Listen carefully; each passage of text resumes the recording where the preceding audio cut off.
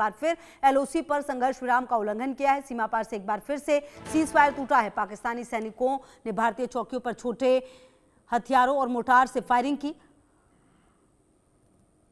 भारतीय सेना ने भी इस कार्रवाई का मुंह तोड़ जवाब दिया है। गौरतलब है अप्रैल के आखिर में पाकिस्तान से आए आतंकवादियों ने बैस्टर्न वैली में 26 लोगों की हत्या की थी। इसके बाद भारत ने ऑपरेशन सिंदूर और फिर ऑपरेशन महादेव से बदला लिया था। 10 मई को दोनों देशों के बीच तनाव के बाद सीजफायर पर सहमति बनी। इसके बाद से बॉर्डर पर कोई उकसावे वाली कार्रवाई सामने नहीं आई। अब फिर से पाकिस्तान ने दुस्साहस किया है। पाकिस्तान की तरफ से फायरिंग के बाद एलओसी पर भारतीय सेनाएं पूरी तरह से अलर्ट है। तो वहीं अब पाकिस्तान को एक बार फिर से करारा जवाब मिलेगा। अब यह करारा जवाब किस रूप में होगा, इसे लेकर चर्चा चारों ओर शुरू हो गई है। तो ये पाकिस्तान है और पाकिस्तान है कि मानता नहीं है। जिस तरह की स्थितियां पाकिस्तान में अभी फिलहाल नज़र आ रही हैं, आप देखिए एक तरफ वो अपनी आंतरिक लड़ाई भी लड़ रहा है और दूसरी तरफ उसका दुस्साहस ये है कि वो कोशिश करता है घुसपैठ करने की। हालांकि भारतीय सेना लगातार जवाब दे रही है।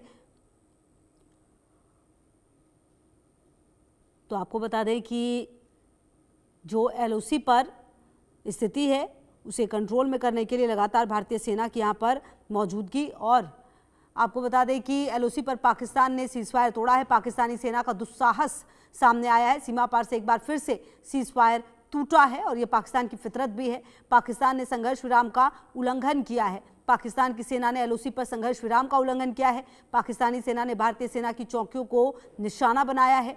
पाक सैनिकों ने छोटे हथियारों से गोलियां चलाई है और मोर्टार दागे हैं। अब भारतीय सेना ने भी इसका मुंह तोड़ जवाब दिया है। अब आपको बता दें पाक हरकत के जवाब में भारतीय सेना ने सख्त और माकूल कार्रवाई की।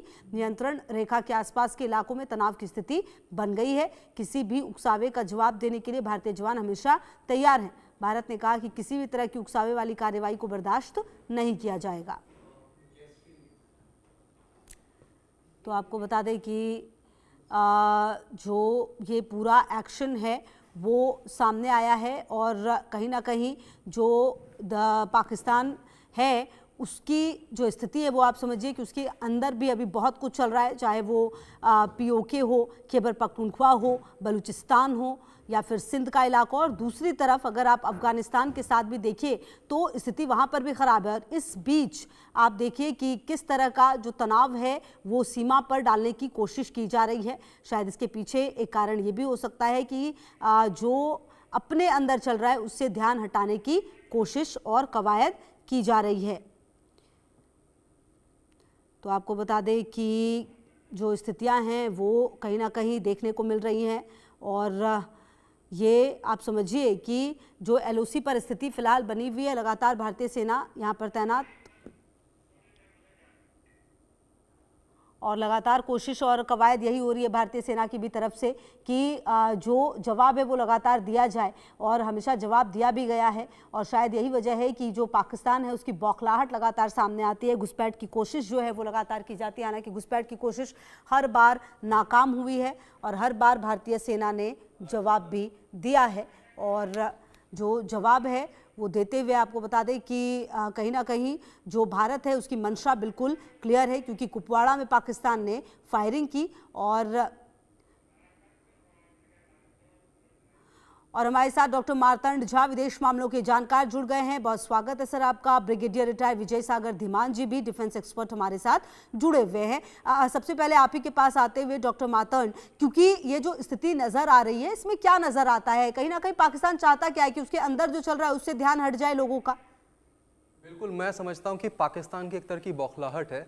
ऑपरेशन सिंदूर में जो कुछ हुआ, भारत ने जितना क्रॉस फायरिंग किया, पाकिस्तान का जितना नुकसान किया, पाकिस्तान चाहता है वो अपने उस नुकसान की भरपाई करे और लगातार वो चाहेगा कि पीओके जैसे स्ट्रेटेजिक एरियाज़ में वो जितनी ज़्यादा चौकियाँ हों वो और बना सके।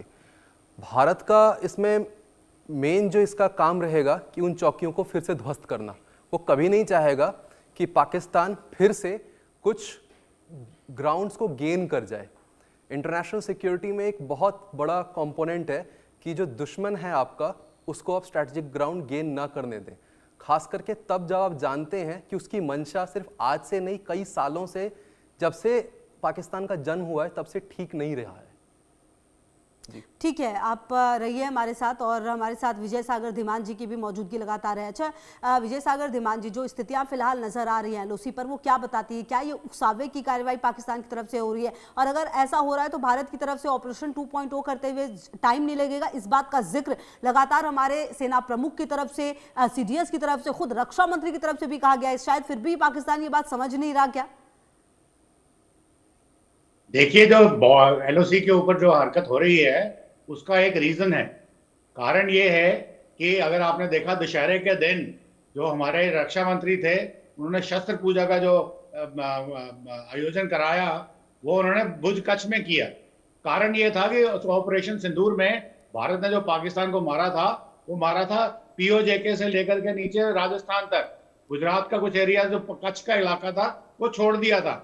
परंतु उसके बाद पाकिस्तान ने समझा कि शायद ये भारत की ये एक कोई कमजोर कड़ी है कच्छ में। और कच्छ में अगर आपको याद हो 1965 में भी एक बार कच्छ इंसिडेंट नाम से कुछ हुआ था, जिसमें उनको मुंह की खानी पड़ेगी थी अल्टीमेटली। तो वो चाहते थे शायद इसको एक्सप्लॉइट करें, उन्होंने वहां पे अपनी डिप्लॉयमेंट शुरू कर दी। यहां तक कि चाइनीज कंपनी भी वहां पे आ गई, जो हमारी इंटेलिजेंस ने हमको बताया। तो उस चीज को काउंटर करने के लिए हमने एक्सरसाइज त्रिशूल शुरू की है कल से, 30 अक्टूबर से, जो 10 नवंबर तक चलेगी। और इसका इलाका है गुजरात से लेकर के गोवा तक का सारा इलाका, और साथ में जितनी भी हाई सीज का इलाका है। अब ये जो एक्सरसाइज हो रही है, ये कम से कम 35,000 ट्रुप्स इसमें पार्टिसिपेट कर रहे हैं। और ये एक्सरसाइज बेसिकली इसलिए है कि कल को अगर युद्ध होता है या कुछ ऐसी बात होती है, तो ये वाला जो सेक्टर है इसको भी हम मजबूत रखें। इसके साथ में एक एक्सरसाइज बे ऑफ बंगाल में भी चल रही है कि ढाका के पास अगर कोई कुछ होता तो, परंतु that is a separate issue. तो इस चीज को देखते हुए पाकिस्तान की तरफ से गीदड़ भभकियां आनी शुरू हो गई हैं, डरना शुरू कर दिया है, एलओसी के ऊपर उन्होंने वायलेशन शुरू कर दी है, ये दिखाने के लिए कि हम तैयार हैं। परंतु सच्चाई ये है कि इस वक्त जो पाकिस्तानी आर्मी है, अगर मैं एक थोड़े निचले स्तर के शब्द का इस्तेमाल करूं, पाकिस्तानी आर्मी इस समय इस औकात में नहीं है कि भारत आर्मी को फेस कर सके। कारण उसका ये है कि आज वो लड़ रही है बलूचिस्तान में, बलूचिस्तान लिबरेशन आर्मी ने उनको नाको चने चबा के रखे हुए हैं। साथ ही